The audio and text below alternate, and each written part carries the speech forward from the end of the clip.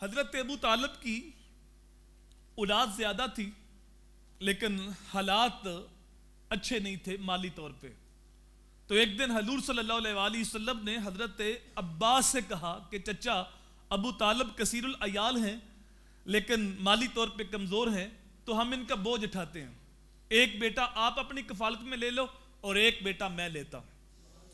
تو جب حضرت ابو طالب کے پاس پہنچے تو حضور صلی اللہ علیہ وآلہ وسلم نے یہ ارشاد فرمایا تو کہا ٹھیک ہے ایک آپ لے لیں ایک آپ لے لیں. تو حضور نے فرمایا میں تو علی کو لوں گا. علی کو پکڑا سینے کے ساتھ لگا لیا. تو پھر حضرت علی کی جو تربیت ہے پرورش ہے وہ حضور کے گھر میں ہوئی ہے اور امام الانبیاء صلی اللہ علیہ وآلہ وسلم کے ساتھ ساری زندگی جب سے ایمان لائے تو آخری دم تک حضور کا ساتھ دیا. جب ہجرت کا موقع تھا تو اس دن حضور صلی اللہ علیہ وآلہ وسلم کے گھر کا محاصرہ کیا گیا تھا. تو حضور صلی اللہ علیہ وآلہ وسلم کو معاذ اللہ اس ناپاک ارادے سے کفار نے گھیر لیا کہ آج بانی اسلام کا کلا کما کر دینا ہے, لیکن فانوس بن کے جس کی حفاظت ہوا کرے وہ شمع کیا بجھے جسے روشن خدا کرے. حضور صلی اللہ علیہ وآلہ وسلم نے مولا علی سے کہا تم میرے بستر پہ لیٹ جاؤ اور یہ میری چادر اوڑھ لو اور صبح کفار کی امانتیں دے کر مدینے آنا. دیکھیے یہ میرے نبی کا کردار ہے.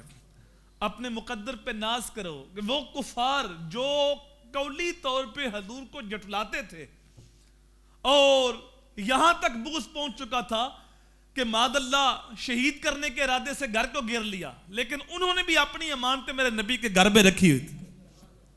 اور حضور کا کردار دیکھیے, حضور یہ نہیں کہہ رہے یہ میری جان کے دشمن ہیں ان کی امانتیں ہم ضائع کر دیتے ہیں, نہیں نہیں, فرمایا علی تم میرے بستر پہ سو جاؤ اور صبح کفار کی امانتیں دے کر پھر مدینے آنا. اگرچہ یہ کافر ہیں لیکن میں صادق اور امین بن کے آیا. اللہ اکبر. پھر حضور صلی اللہ علیہ وآلہ وسلم کے بستر پہ لیٹے تھے اور حضور سورہ یاسین کی تلاوت کرتے ہوئے کفار کی طرف مٹی کی مٹھی پھینکتے ہوئے گزر گئے. کسی کو کوئی ہوش نہ آیا. جب صبح ہوئی تو مولا علی بستر سے اٹھے تو پوچھا کہ حضور کہاں؟ کہا وہ تو رات کے چلے گئے. پھر حضرت علی کو انہوں نے سختی بھی کی اور مسجد میں باندھا بھی, پھر چھوڑ دیا اور حضرت علی نے 3 دن تک امانتیں کفار کی واپس کی. پھر حضور صلی اللہ علیہ وآلہ وسلم کے پیچھے چلے. کس نے پوچھا علی تم رات سوئے یا جاگے؟ کہا اسی رات تو میں گہری نیند سویا. کہا تجھے ڈر نہ آیا کہ وہ گھر کو گھیرے ہوئے تھے, ایسی ہنگامی صورتحال کے اندر تو بندے کو نیند نہیں آتی, وہ حضور کے مغالطے میں تمہیں بھی قتل کر سکتے تھے. تو کہا میرے حضور نے کہا تھا سو جاؤ اور میں سو گیا. حضور نہ کہتے میں نہ سوتا. باقی رہی ڈر کی بات, تو ڈر کس بات کا؟ پہلے تو موت کا ڈر تھا نا, اس لیے بھی کوئی پتہ نہیں کہ آج رات موت نہ آ جائے.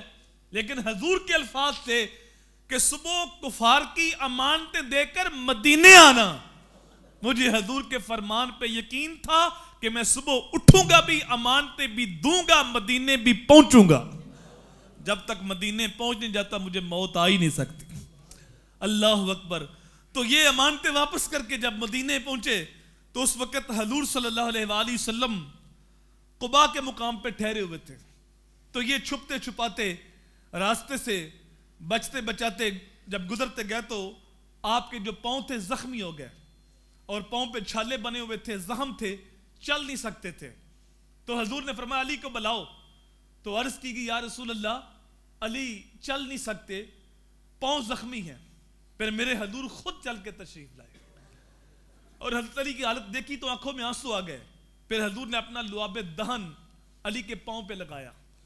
اللہ اکبر. وہ دستے شفقت دستے رحمت سے جب حضور صلی اللہ علیہ وآلہ وسلم نے اپنا لعاب دہن لگایا تو علی کے پاؤں بالکل ٹھیک ہو گئے اور پھر ساری زندگی پاؤں پہ زخم نہیں آیا چونکہ میرے حضور کے لعاب کی برکت سے.